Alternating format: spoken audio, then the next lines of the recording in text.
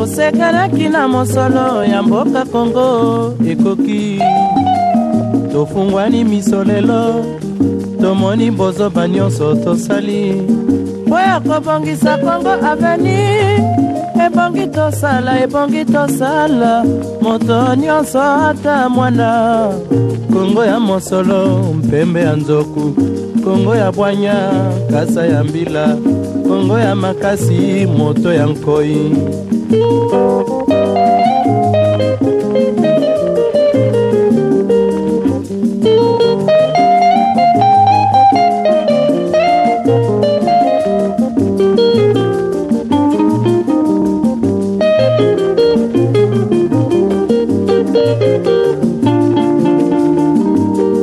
mikolo tosekanaki na mosolo ya mboka Kongo ekoki tofungwani miso lelo tomoni bozoba nyonso tosali po ya kobongisa Kongo aveni ebongi tosala moto nyonso ata mwana Kongo ya mosolo mpembe ya nzoku Kongo ya bwanya nkasa ya mbila Kongo ya makasi moto ya nkoi Kongo nde mboka Kongo mboka ya bankoko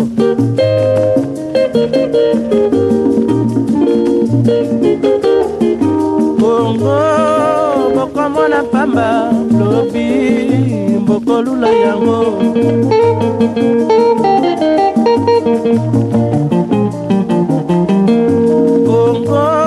Kongo ya Afrika Kongo mboka ya kitoko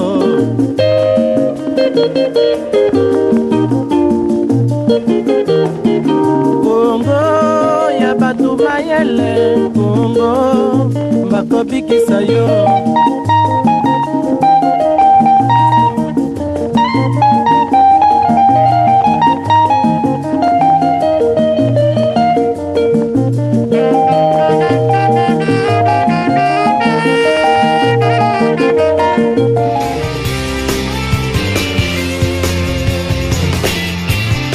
Voilà, mesdames et messieurs, je crois que depuis notre séjour à Inongo, nous faisons un effort pour vous présenter les différents villages de Mai-Ndombe. Nous avons parcouru beaucoup de villages et aujourd'hui, nous sommes au village Mbale. Nous sommes au village Mbale et là, je suis à côté du chef coutumier et son épouse, sa chère épouse. Pourquoi nous présentons le village? Nous présentons le village parce que le président de la République dernièrement a lancé le programme de développement de 145 territoires. Alors, pour le développement de 145 territoires de la République démocratique du Congo, il serait mieux qu'on puisse aussi tenir compte de ces villages de Mai-Ndombe. Entre autres, le village Mbale. Alors, comment peut-on développer le village Mbale si on ne peut pas le découvrir? Voilà pourquoi nous prenons aujourd'hui le chef coutumier de ce village pour que lui nous présente, en tout cas d'une manière brève, son village. Ça vous donnera une idée, ça vous permettra de comprendre les problèmes de ce village, là où vous pouvez attaquer pour que le décollage du développement de ce village puisse commencer. Chef Mbote. Mbote. Voilà, to sepeli mingi, to uti Kishasa to yawa, o yambi biso na esengo mingi na mboka na yo, mais to lingi baye bamboka na yo. Okay. To lingi baye bamboka no, ta mususu leta, akoya kotia o maboko. Est-ce que okobetela biso no masolo ya mboka na yo? Mboka na yo, e botama mbula nini, pe okoma chef coutumier à partir ya momani. Merci mingi, na motuna na yo. Mbula nangai mboka nangai esala bambula ebele. Avanga na koma na pouvoir nangai yoyo mbalende ebanda kala. Pe na yeko koma na pouvoir nangai na année 2016, le 16. Yango wana kino mokola lelo. Oyo nga naza ko maintenir na pouvoir nangai. Donc 2016 no zu bokonzi, cela veut dire que papa no akufanda atikeli o bokonzi. Bon, eza bokonzi ya papa te. Malgré moi n'agnon surtout azwaka bokonzi côté abo papa naye mais nkoko nangai mutazwaki pouvoir oyo après nkoko yeye kozwande ngai Alors après koko na yo et sauter papa na onde zuyo. Ok. Pour la nini sauter papa na yo. Bon. C'est le coutume. Ndenge ezalaka.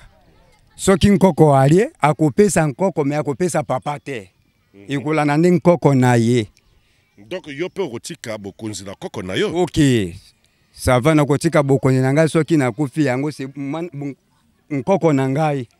Yene mutakotikala ni bonga. Yebisa biso nano na mboka na yo eloko nini ekoko sepelisa mokili pour que mokili eya kotala mokili eya kozwa eloko nini penza sepelisa pe aya kotia mosolo na ye awa pona ko salisa yo. Ok.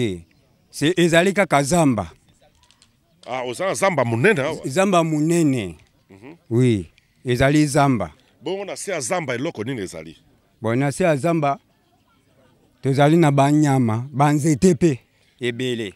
Banyama lokola nini? Banyama lokola ba mikomboso bangula zamba bo banzo coupe. Banzo coupe bazali awa ebele.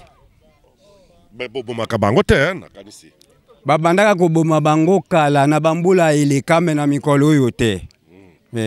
Donc pour na mboka na yo eloko ezali vraiment na mutuya ezali de zamba na banyama ezali na se ya zamba. Ok.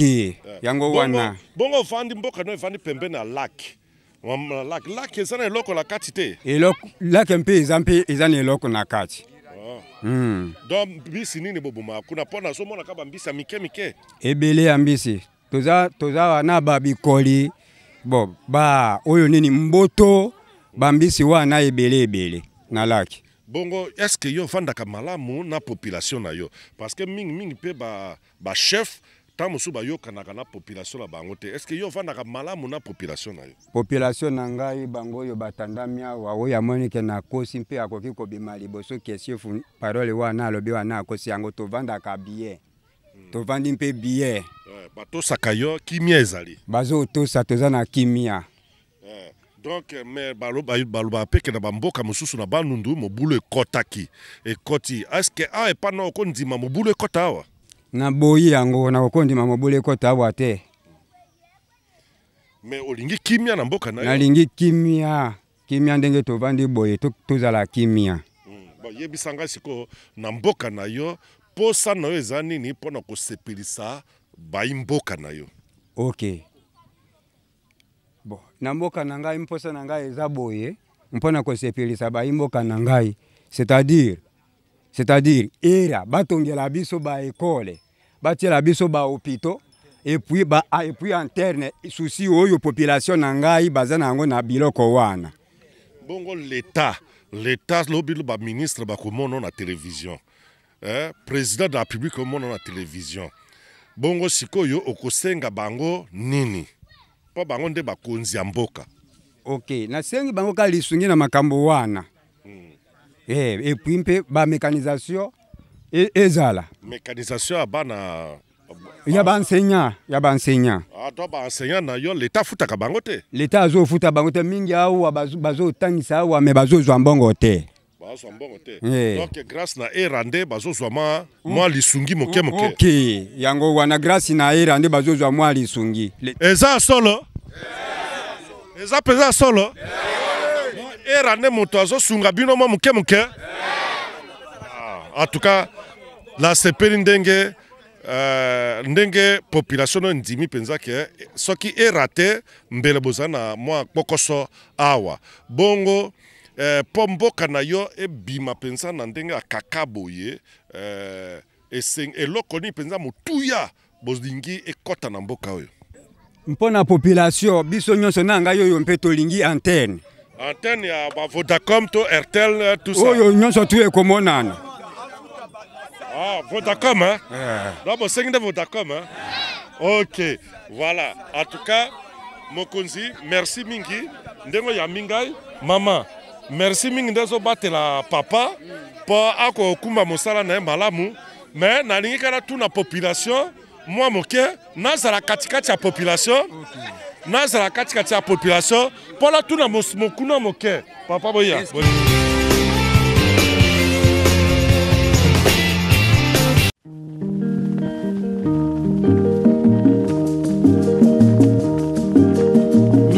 tosekanaki na mosolo ya mboka Kongo ekoki tofungwani miso lelo tomoni bozoba nyonso tosali mpo ya kobongisa Kongo aveni ebongi tosala moto nyonso ata mwana Kongo ya mosolo mpembe ya nzoku Kongo ya bwanya kasa ya mbila Kongo ya makasi moto ya nkoi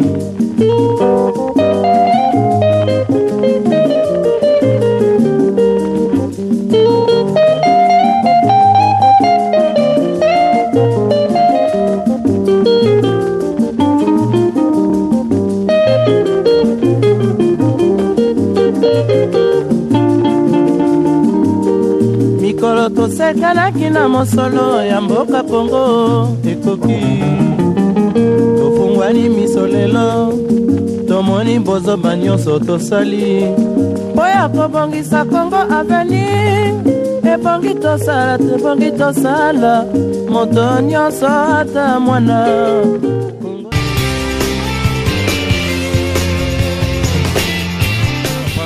toza na mboka oyo bobengi selenge pona nini?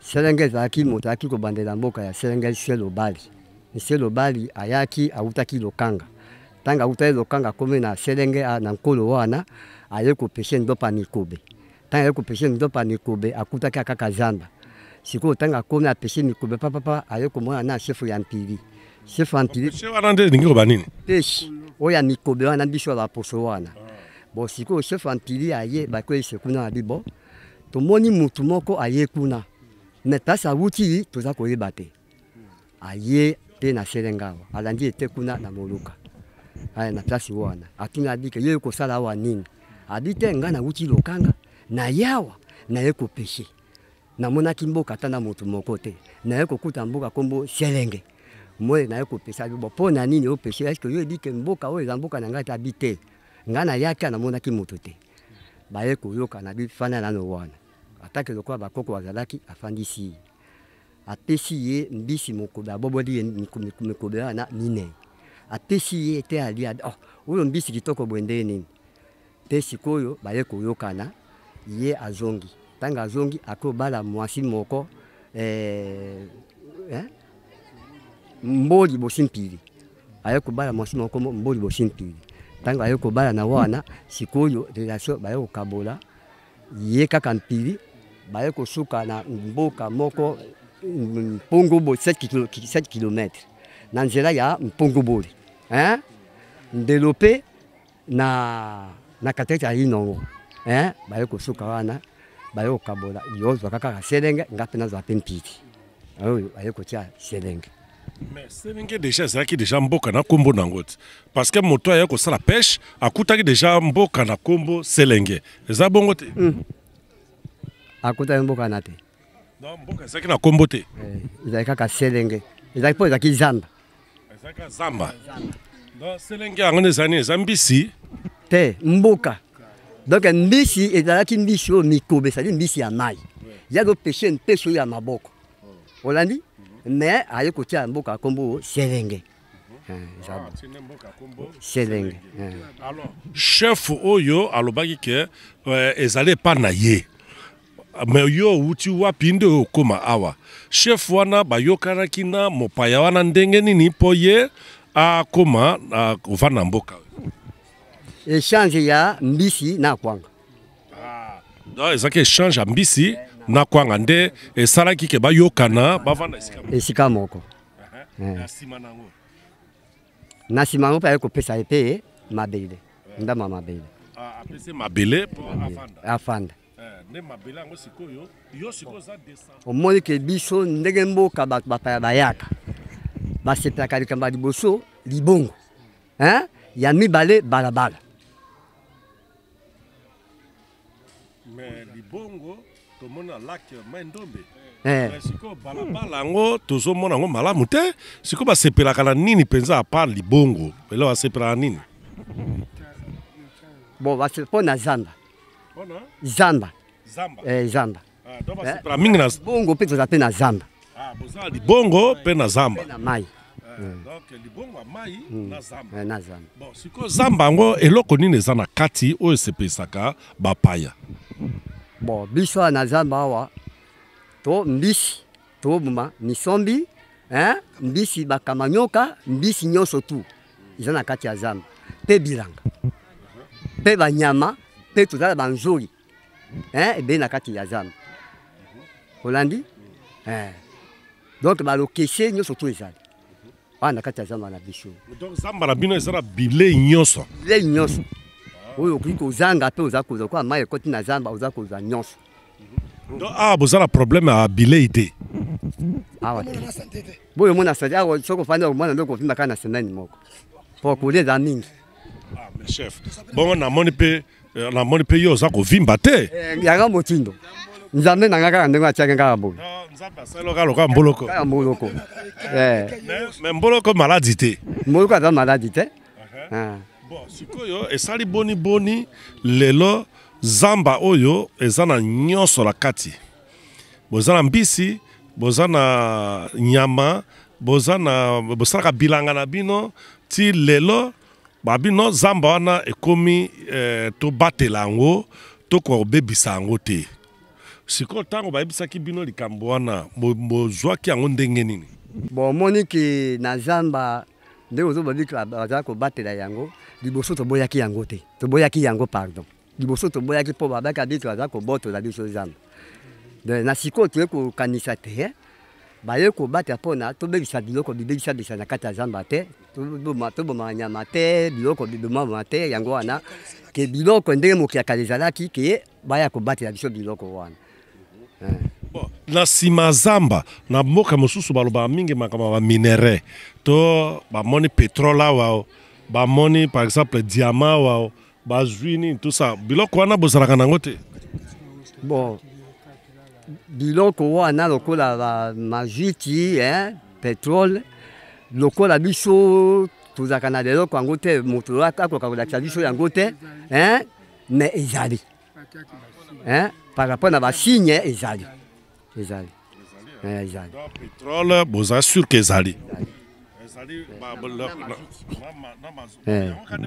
Yango wana.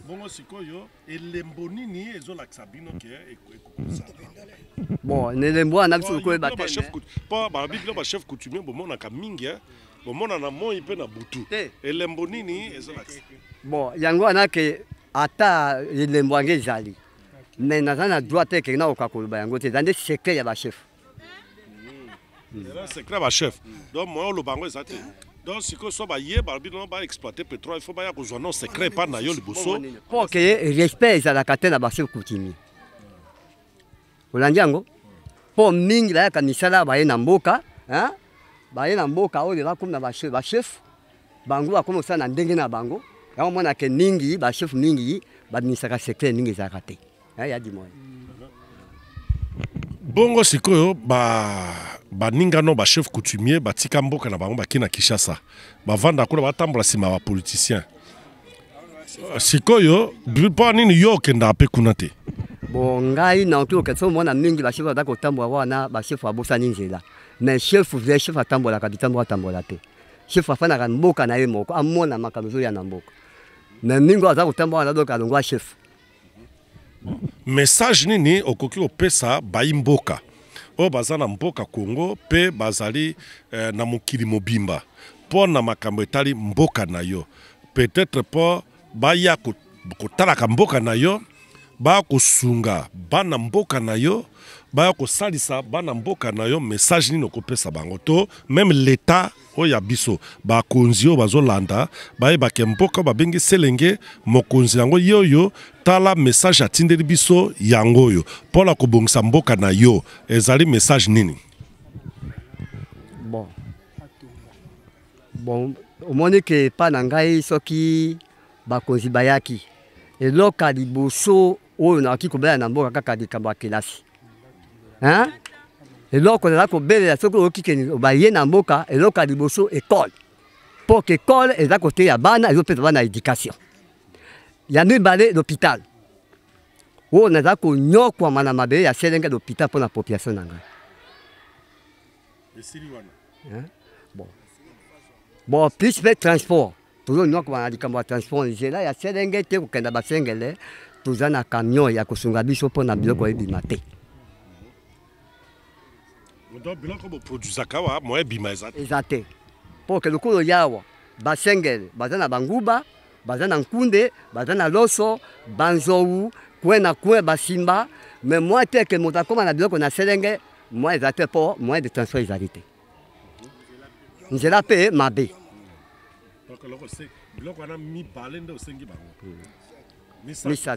Donc, on a mis ça de Sengi Bango. Bon, il y a Minei, dans la population, beaucoup de gens qui ont 4 quartiers. Si 4 quartiers, au cours de chaque monde, ils ont mérité dans Serengeti. Nous avons aussi un bino, Bosungangai, pour Namboka et Pela, nous avons 80 poteaux. Au Pesangai. Et puis on a qu'à Mboka. Pour le coup la boye, le coup la papa baye, papa yenza a décidé. Botia matoi. Le coup la bino oye, papa yenza a décidé. Rapport na comme ko pesa, bozo yango. Bosimanga pona Mboka etela. Moni. Ya mi balé le coup la ya mi tano era le coup la ye awa. Era. Aye ça dit azali mo bikisi. OK? Era le coup la ya ça dit azali mo bikisi. Ya biso Bamboka. Donc partout. Il y a Nibal. Opération Ophélie. Donc nous avons tous les Ophélie et la Sungabiso. Au moins, le quoi boyer, na biloko na bo Sungabiso. Merci mingi chef. Ndengo yebo présenter biso. O présenter biso Mboka na yo. Toko meka ko komisa message na yo na ndenge na biso. Bongo soki nzambe asunga oko ozamba nango. Merci mingi ndengo yambi biso na Mboka na. Ouais. Biso ba chef. Le quoi de fandia. Tozaka na mbongo te. Nakasi ke era boyawa nazako beta likama na ancienne population ya lokango na matoi. Ere yaki na Selengawa Mboka yambaki era zali Selenge. Ba sengele sima. Ba kufele kai kuna na senga chaki bino na lombe. Le quoi moi ça boti atie moi na lombe le quoi biso senga to chaki bino. Po na ni moza ko négliger biso. Olandi uniforme na kasi que senga depuis et la kadu uniforme to zaka ngote kaka sote ke ba senga na ba yeko ndima era sima. Mais biso mo biso senga to ndima bino depuis kala. Uniforme ezate kaka ndengwa kaye ba yeko kaka na kenda ki rapport ba yeko pesa wa kaye wana. Bon, ya mi balé. Bon. Ba mettre la ko futa telo kwa bango za ko nyoka kwa mao. Ba cré ba yoka nano ba cré kaka bango mo metala mpili ndenge la ko futa bango mais pona nini senge ba futa te pona nini. Deux fondations les akuna. Na nécessité. Na bureau na deux fondations za na la tabino o bo sungangai esida. Yango wana ke na soki wana me kama hotel. Merci mingi.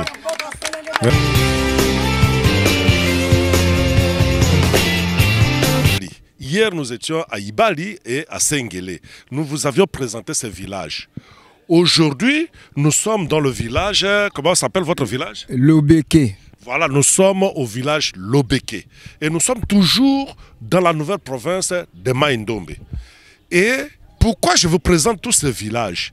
C'est tout simplement parce que le président de la République, Félix Antoine Tshisekedi Tshilombo, a décrété le programme de développement de 145 territoires.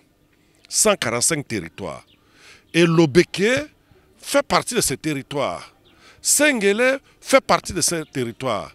Ibali fait partie de ces territoires.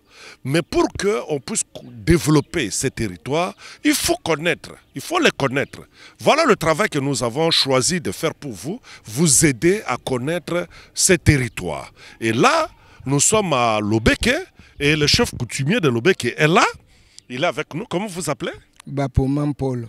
Bapomam Polo. Et Bapomam Polo va nous parler un peu, en tout cas, de son village. Papa, yebisa biso na Mboka na yo, o présenter biso na Mboka na yo. Merci. Mboka na ngai ezali Lobeke. Ezali na muluka oyo ezali kokota de Lobeke ezali kokende te bopambo mpete te côté ya Kesenge te Basengele. yango ezali entre Bokebeni mpe Bosenge mboka ezali na katikati wana. Donc mboka ezali na mulai ya à peu près 2 km ya mulai et puis na munene boye elinge koka kilometre moko. Yango wana ezali mpe na population ya plus ou moins 6000 personnes oyo koki koza na kati ya Lobeke na bana mike na mikolo. Donc Vandi pembeni ya lac Mai-Ndombe. Tozali pembeni ya lac Mai-Ndombe. Alors problème nini mboka na yo ezali na yango awa oyo ebozo senga pour que mboka la bino etombwama mboka la bino ekende liboso ezwa loko babengi na li français développement. Développement pour ya liboso tozali na besoin ya école, tozali na besoin ya réseau. Il faut tozwa ndenge nini biso tosengeli kosolola na bandeko oyo bazali bipai na bipai mete lelo yo réseau lokola Vodacom, voilà, RTL réseau ezala tozwa yango na mboka yango nde ekotombola mboka na biso noki mpo tokozwa batu ndenge na ndenge oyo bakoya awa na mboka na biso. Mais lokola tozali sika tozali na esengo ya école etikali tozwa réseau ya misato tozwa hôpital na mboka na biso. Bon, et pas na bino pona okoma pas na bino pe ko bima na mboka na bino il faut ko zwa kaka mai lac Mai-Ndombe à part lac Mai-Ndombe nzela mokili ezate te tozali na nzela ya mokili okolongwa awa nzela ya mokili ezali kokende te Kesenge okomi na Kesenge nde okoki kozwa moteur okatisi okomi Inongo. Bongo nzela ngo ezali kitoko. Nzela ezali kitoko te. Tozali kosenga soki makoki ezali ya kopesa biso makoki mpo ya kobongisa nzela wana. Nzela ngo beba utambula boni. Ezali mbula mingi te parce que société bimpe nani société ni so forma autaki kokata banzete kosala musani na patambalu na bambulo yeleki nzela ebebi ekangami batu bakoki koleka na ba moto te camion te mena makolo batu badali koleka mena mpasi na pasi. Donc ce qui boleki na makolo ça va mena motuka na moto moyen na makolo ezali kaka mabe ekangami ezali kosenga kaka ba efungwama nyonso pote bantu baleka soki te kokota na bazamba na banyoka makambo ebele ezali mpasi mingi. Siko nzela ngo bebi na kilometre boni. Nzela ebebi na presque nyonso wuta kaka wateka Kesenge. Mpe tozali pe lisu na makoki ya soki okomi na Kesenge okoki mpe koleka par Lobalu okiti bakele mpe okomi selenge okatisi Inongo kaka nzela yango. Donc siko na moment o tango bilo bozo sala bilanga biloko na bino botekaka bobimisaka ngo ndenge ni po boteka biloko tobimisaka nde na nzela ya mai tobimisaka kaka na libongo mitere utaka na Inongo eyaka esombi basombi ou bien bato bakoti bakei koteka kuna na Inongo. Bozana ba bato awa tozana bato te tozali ko utiliser kaka balnière ba mitere hors bord. Hors bord. Donc bateau ezalité. Bateau ezalité. Bakempe batiaki ezali limité kaka côté ya Inongo ezali kokoma bipai boite. Yango wana tozana difficulté ya transport surtout ya lac mpe na ya nzela ya mokili. Donc tokolo bakemboka no eza enclavé. Tolo bate tozali enclavé. Tozali enclavé. Sikoyo à part nzela problème ni boza nango penza mingi awa po lobi awa élection ezali ba politicien bakoya kotondela bino awa bongo tang bakoya est-ce que boza déjà na ba posa na bino déjà kaka oyo lobi wana école hôpital na Nzélande ekoki wana mposa ya liboso oyo na wuti koloba ya réseau ya nini tobengi nini Vodacom ou bien nini oyo nyonso ekoya mpote tokoka koyokana na bandeko ya libanda yango ezali première occupation na biso ezande yango yango wana na nsima wana nde makambo oyo mosusu ekoya nsima. Donc eloko bozosenga penza yango wana. Yango wana. Bon, siko ovandaka malamu na bato na yo, mboka no eza kimia, mboka ezotambola malamu, à part ba difficulté wana, ovanda penza malamu na bato na yo. Te na bato tovandi malamu na bango, tozali koyokana, tozali koliana, tozali komelana, tozali kosalisana, tozali ata na problème moko te. Difficulté moko na bango eza te. Donc depuis bovandi awa, société oye kosunga bino makasi, oye pesi bino maboko par rapport na zamba oya bino oye parce que bovandi penza zamba eza sima ndako na bino. Mbula na mbula van zamba vandia, mais bato bazako ya ba koti na ba mituka ba anje ba kati yango ba ke nango. Est-ce que mbala liboso penza bozwa bénéfice ya zamba na bino? En tout cas mbala ya liboso tozwa bénéfice ya zamba na biso, tomoni ke bato baye kosalela biso mpe basungi bisu na bampasi pe makambo ebele tozali kozanga ezali nde oyo tomoni era Congo eye kosunga bisu na mboka kobatela. Au contraire bazali koutilize bazamba me bazali mpe kobatela koleka na makambo ebele. Okay. Alors chef, mboka na yo olobi eza 6000 personnes, 2 km de part et d'autre, nzela ezali akobeba bozaka na nzela mai bato ezali te, tout ça boza besoin ya Vodacom, RTL ya awa pour permettre communication soki ba makoki wana nyonso ekokisami, donc mboka na yo ekotombwama. Ya solo mpe kaka bongo eloko eleki communication ezali te, tozali kosenga communication ezala. Soki tozwi communication makambo oyo mosusu nyonso ekozala na biso facile. Po tokoki kozala na difficulté tolobi tobenga compagnie na inongo tokobenga bakoki koya mpe kosekuriri biso na oyo tozala nango na difficulté. Alors chef mpona kosukisa eloko nini ozosenga na bakonzi oyo bazotala yo na émission yo, eloko nini ozosenga na bango? Bon, nazosenga na bango te bango bazala nsima na bino mpona kobatela mpe bino ete ba difficulté mosusu ekoka kozwa bino te. Bazala nsima na bino mpo te bino bokoka kosunga mpe kobatela bisu awa na mboka na biso.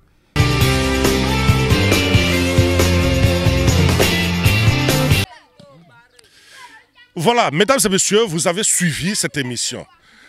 Le bénéfice au profit des populations riveraines aux forêts sont réels.